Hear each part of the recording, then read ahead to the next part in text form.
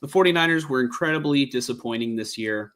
Uh, they had Super Bowl aspirations. They were the Super Bowl favorite in Vegas, and they finished out the season with just 2 more wins than the Raiders, the other team that we were talking about today. So, yeah, Brock Purdy did not have a great season this year. His touchdown to interception ratio was very. I'm just gonna say it was bad. Like, it wasn't horrible, and Brock Purdy wasn't horrible this year. The offensive line, I think, took a step back this year. Besides Dominic Pooney, Dominic Pooney was definitely a great addition. I couldn't imagine this offensive line without him because Trent Williams missed so much time. But yeah, so Purdy, he attempted 455 passes this year. His completion percentage was good, 65.9. The yards, he didn't hit the 4,000 yard marker, but maybe if he had played another 2 games, we would be, it would be a little bit different. Like maybe if he would have played the final week at Arizona, he would have surpassed the 4,000 yard mark. But yeah, 257.6 yards per game. It left a lot to be desired because, Brock Purdy was like 4th in MVP voting last year. And, we saw the supporting cast around him wasn't necessarily as good as it was the year prior, or really the past 2 years. And so I think what we learned this year about Brock Purdy is that, he's not necessarily a quarterback that will be able to elevate a bad team, but he is a quarterback that can fully manage a really good team. I don't know. How did you feel about Brock Purdy's season this year, Mike? I think it's not far-fetched to say that he regressed. Mm-hmm. And along with the team too. Yeah, but that's not what you want to say when he's going into the expected contract negotiating window. I mean, maybe that helps you guys with the amount that you pay him on an annual basis, but I kind of doubt it because he's a quarterback, Mm-hmm. and he's taking you to Super Bowl. He's taking you to multiple NFC championships. It's not just him, but man, I mean, there's so many other quarterbacks that have been paid $55+ million that haven't done that. Yeah. Dak Prescott, so. Yeah, and then so if we're looking at the rushing side of the sort of offense for the 49ers, really the biggest contribution from the running backs this year came out of Jordan Mason. Jordan Mason had the most yards. I know we talked about the Raiders not having a lot of yards, but not a lot of yards from any single running back. But Jordan Mason played 12 games. He was incredibly efficient on the ground. He had the most carries out of any of the 49er backs. He had 789 yards, which comes out to 5.2 yards per carry, which is it's great. That's a first down every 2 plays. If you really think about it from that perspective. His longest was a 38-yard run, and he had 9 rushes that were 20+ yards. So, Jordan Mason was definitely, very explosive this year while he was still healthy. He had 3 rushing touchdowns, and I guess the only downside was he finished with, the same amount of fumbles as he did touchdowns, 3 and 3. So definitely going forward, in Jordan Mason's career, he is going to be a free agent. I would like to see him come back to the team, but if not, I wish him the best on his next team. You can get running backs pretty much anywhere. Like right now, I feel like if Jordan Mason were healthy and he were on the Raiders, I feel like he would be their starting running back. You feel that way, Mike? The current roster, yeah, for sure. I mean, I think he'd be a great number 2 to a more interesting running back, but I'd be fine with him. I think he was really good this year. Yeah.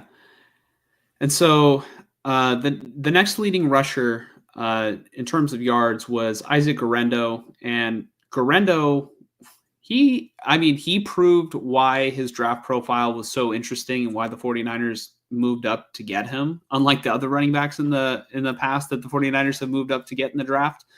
But Guerrero played 16 games, but didn't necessarily get carries in all of them. He had 84 yards for 420 yards, and which comes out to 5.0 yards per carry. And his longest rush was that one where I think he ended up. I think it was the one where he slid and didn't get the touchdown. You know, when he it was an alleged slide, you know, but it almost looked like the defender. I want to say it was against the Seahawks. It almost looked like they swiped the cleat, but I don't know exactly. You know, I would have to see all angles of it to determine, but it's really not that big of a deal at this point. Yeah, his longest rush was 76 yards, and you know he had 2 rushes of 20 plus yards. Had more touchdowns than Jordan Mason and no fumbles. So in a way, Isaac Guerrero was a little bit more reliable than Jordan Mason. You know, just in the fact that, you know, I like both of them. I think Guerrero is I think he's more suited to be.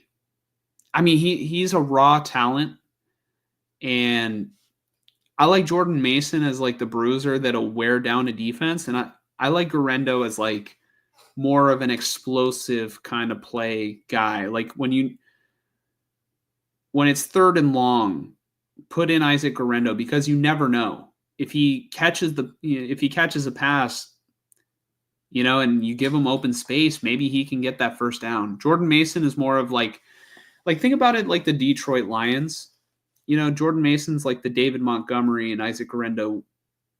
I mean, Guerrero's big though. I think Guerrero might actually be bigger than Jahmyr Gibbs, but in terms of the explosiveness, I think Guerrero is not necessarily maybe as explosive as Jahmyr Gibbs, but you get what I'm trying to say. And then Brock Purdy was able to scramble a lot this year, finished the year with 66 carries, 323 yards, being the 3rd highest rusher on the team. He rushed for 5 touchdowns. And, you know, funny enough, Purdy fumbled twice, but I think that might count times that he fumbled in the pocket. So I don't know if that necessarily counts when, you know, he fumbled, you know, while rushing. And I guess the real stat that matters, going back to the whole Jordan Mason thing, I was looking at the fumbles, but he only lost 1 fumble. So it's kind of it's not necessarily irrelevant, but that is definitely context that matters. 3 touchdowns, 1 fumble lost. Christian McCaffrey did not really get an offseason to get his feet, you know, under him. By the time he had returned to the 49ers this year, he was not in game shape. And, you know, he finished the season, I think he played 4 games. He had 50 carries for 202 yards, which is 4.0 yards per carry, which is exactly what God wants. But, you know, didn't show the same explosiveness as we saw last year. Like we said, the entire team kind of regressed from what we saw last year. Patrick Taylor Jr. was, I mean, he was solid, you know, when he played. He was pretty good this past week against Arizona, but, you know, finished the season 39 carries for 183 yards and 1 touchdown. So then I guess the last really relevant rusher that I'm going to mention is going to be Debo. And Debo had 42 carries, 136 yards. So by far the most, or I guess the least efficient rusher out of all the ones that were named here. And his longest carry was 13 yards, had 1 rushing touchdown. And really that's about it.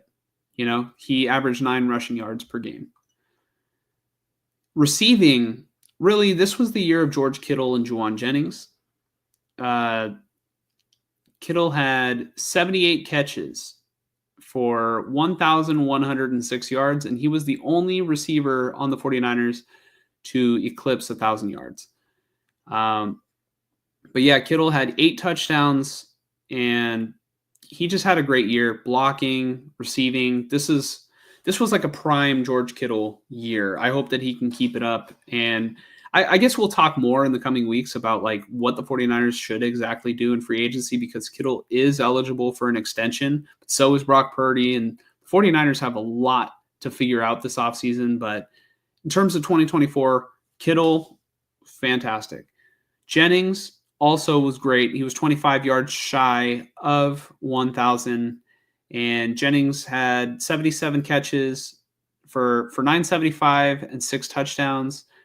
Debo did not have a strong year this year.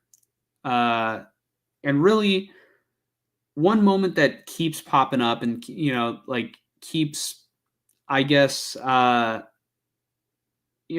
weighing down this 49ers season is just kind of how they turned on each other.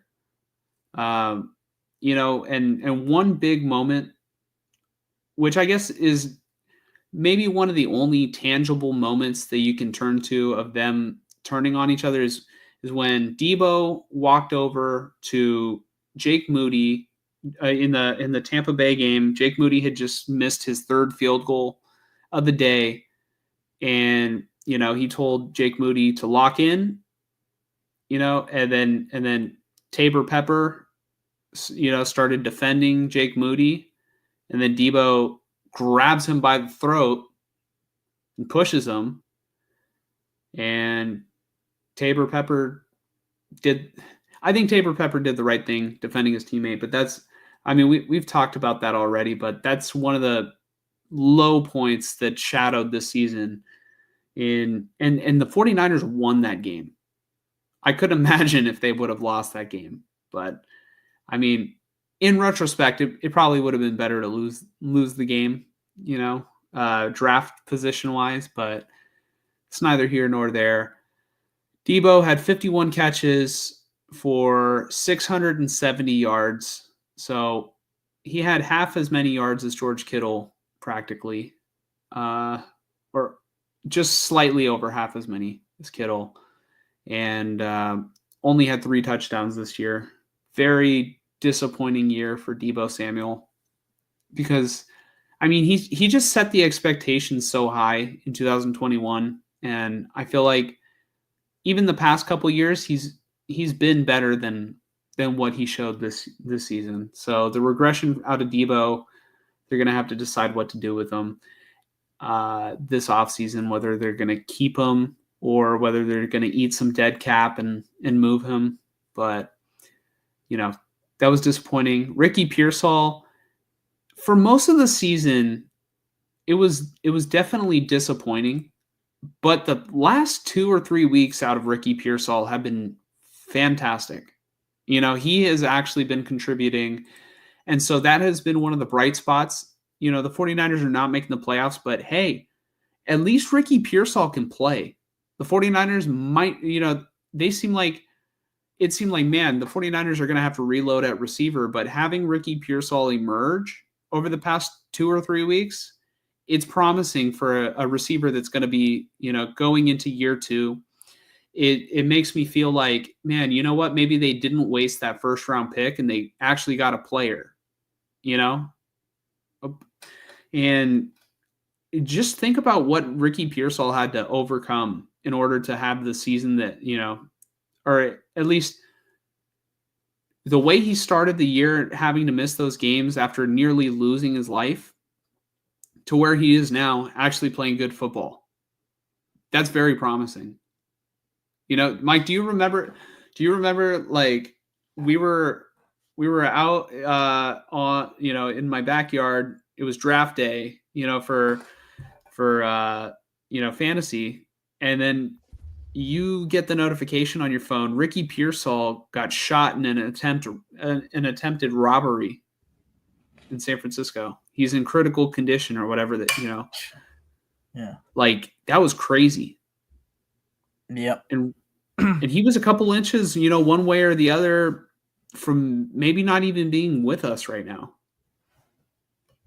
So that is a crazy story. And now, as of right now, he and Juwan Jennings are the 49ers' best wide receivers because Brandon Ayuk is not healthy and Deebo Samuel is not the same player that we have come to know. And he might have played his last down for the Niners. Yeah, might have. But yeah, Ricky Pearsall, 31 catches, 400 yards, and 3 touchdowns. So I'd say pretty good considering he only played 11 games. And he was a rookie. So I'm thinking he's going to maybe take a big step in year 2, but we'll see how the offseason goes. Brandon Ayuk was another disappointment this year because he only played 7 games, and there was the big contract dispute between him and the 49ers. But Brandon Ayuk finished the season, against Kansas City, 25 catches, 374 yards. So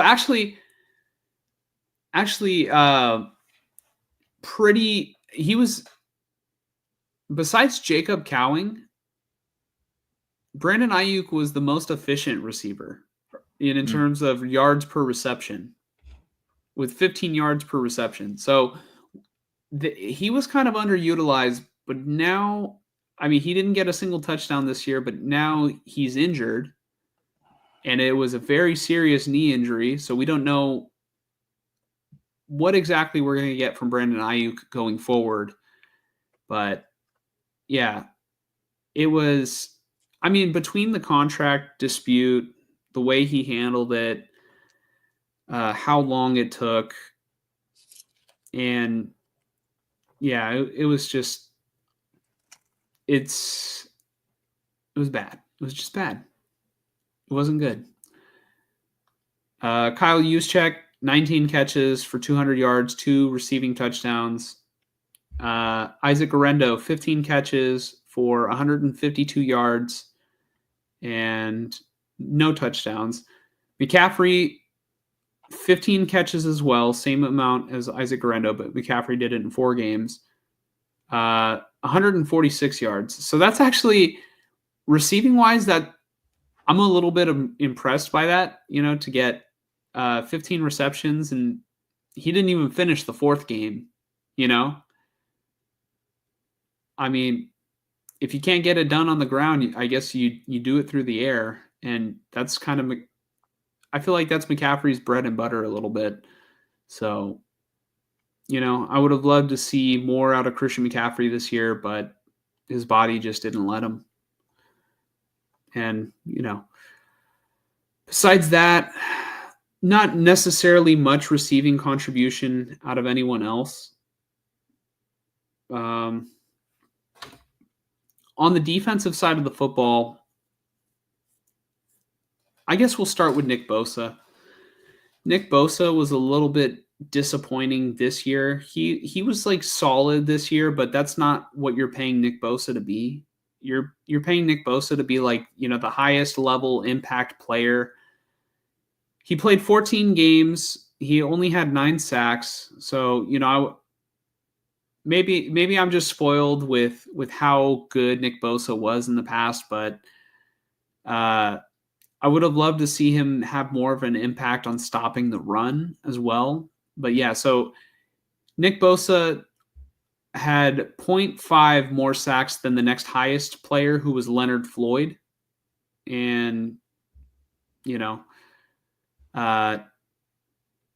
Bosa by far, though, had the most tackles for loss on the team. He led the team in tackles for loss with 15. So I get it. Nick Bosa can't do it by himself. The next highest person was also Leonard Floyd, with 8 tackles for loss.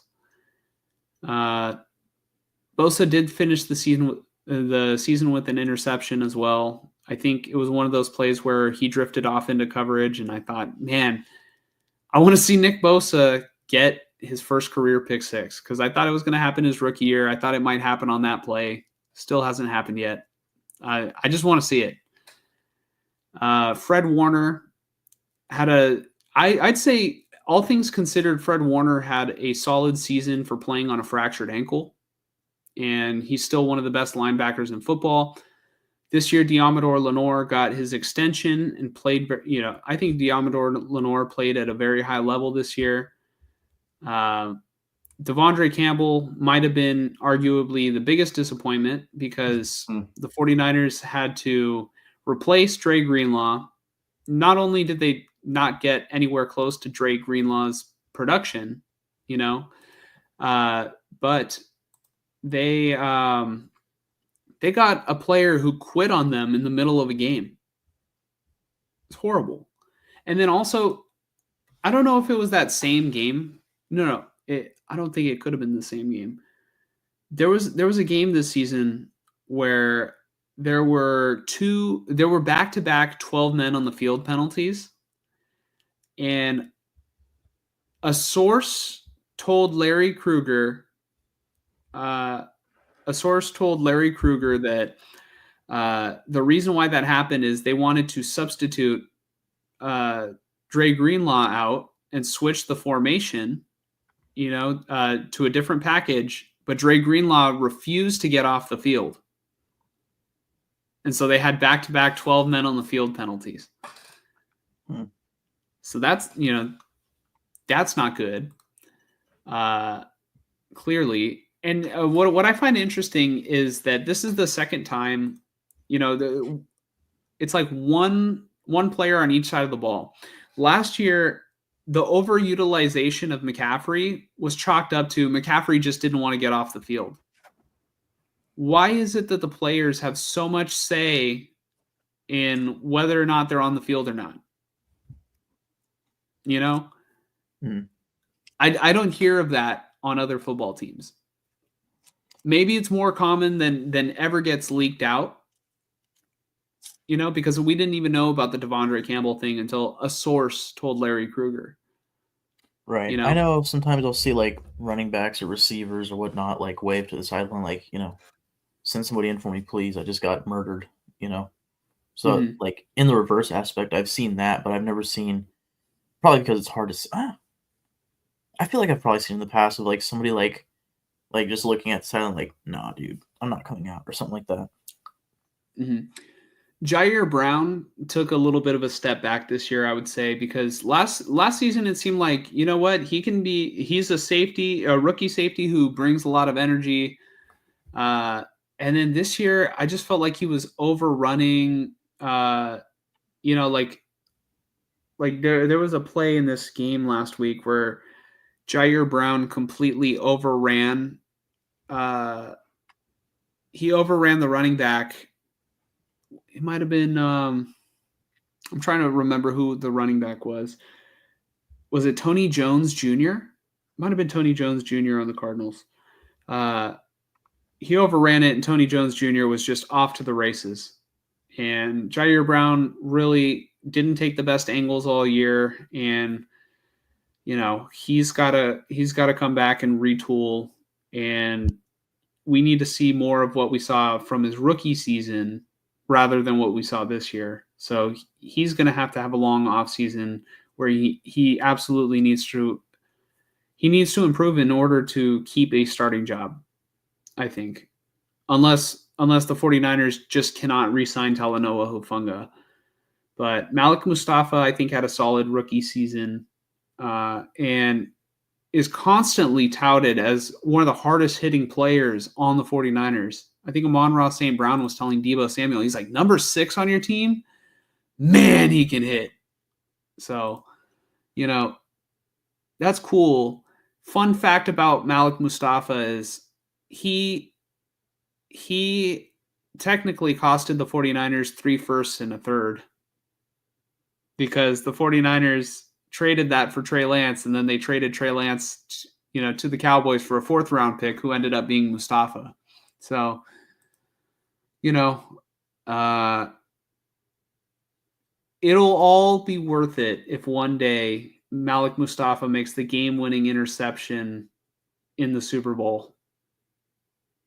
You know, it'll be the full circle moment that we all need.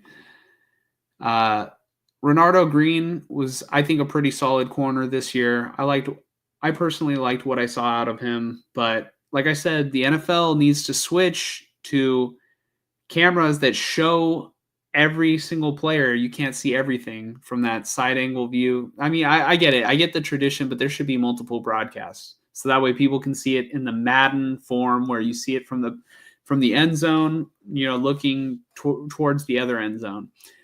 Charvarius Ward, like I said, did not play every single game this year. He only played 12 games. I really feel for him because I don't think he's going to be back next year because of, the trauma that he's currently going through with the loss of his daughter. So, that was a big, it's a big ask to really ask for him to focus on football when, there's bigger things in life than football, and, needing time to grieve. Everybody grieves at different paces. I don't want him to feel rushed at all. I can't begin to imagine what he's going through. I know what it's like to lose people in life, but, I can't imagine, losing a daughter, who, I don't know what the feeling is like, but, my heart is out to Charvarius, and I want to thank him for his tenure on the 49ers. If he's not able to be re-signed, already got into Nick Bosa. Isaac Yiadom, he was kind of up and down this year. I feel like there was a lot of plays where it's like, Yiadom made a good play here and there.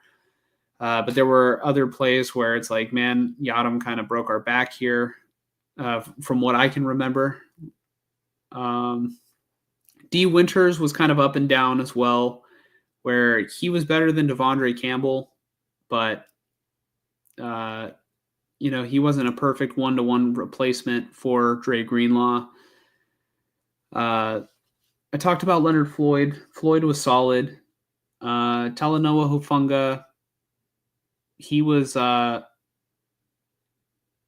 only played 7 games, so I don't know if they can get him back on a 1-year deal, sort of a prove it deal, but that would be great.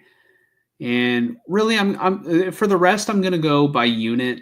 The defensive line needs to be retooled. The defensive line could not stop the run all year. They didn't really get necessarily good pressure, but that also stems with the defensive coordinator as well, who they fired. So Nick Sorensen being gone, hopefully they can get a defensive coordinator who can generate more pressure. The 49ers seem so fixated on the wide 9, Mike. I don't know why they don't switch up their defensive fronts and why they just run the wide 9. But, I would absolutely love to see them get a little bit more creative rather than just stay in vanilla, 4-man front, soft zone coverage. I think they could benefit from switching it up. And I think they missed out this season by not getting a guy like Vic Fangio. But that's I guess, all I really want to touch on in terms of the players individually, besides, the leaders that I did not talk about. The leaders in tackles were Fred Warner with 131, and the leader in interceptions was Fred Warner with 2. So not a lot of turnovers with this team. Going over the stats, 49ers did average 22.9 points per game, while their opponents averaged 25.6. So they got outscored. The total points, 49ers scored 389 this year and got outscored 436. And so if you want to go by touchdowns, 41 touchdowns as opposed to the opponents scored 50 on them. So, the 2024 49ers left a lot to be desired. And I'll just quickly recap, our final predictions. I won't go through each individual one like I did with the Raiders one, but in terms of the number that we got correct, I got 10 correct, correct predictions this year, and Mike got 11. So Mike beat me there. And, if we combine both the 49ers and the Raiders predictions, I'll let everybody take a look here for a second to, if you want to pause it and see each individual one that we got right or wrong. Yeah, I was 21 out of 34, and Mike was 23 out of 11. So Mike beat me there too. Fantasy championship and predictions on the silver and gold. And if we want to take a look at our predictions before the season, it was worse. By, I want to say, one game each. So we were pretty close. We were pretty close in terms of what we expected before the season and what ended up happening on our week-to-week expectations. It was a Super Bowl hangover this year. Incredibly disappointing.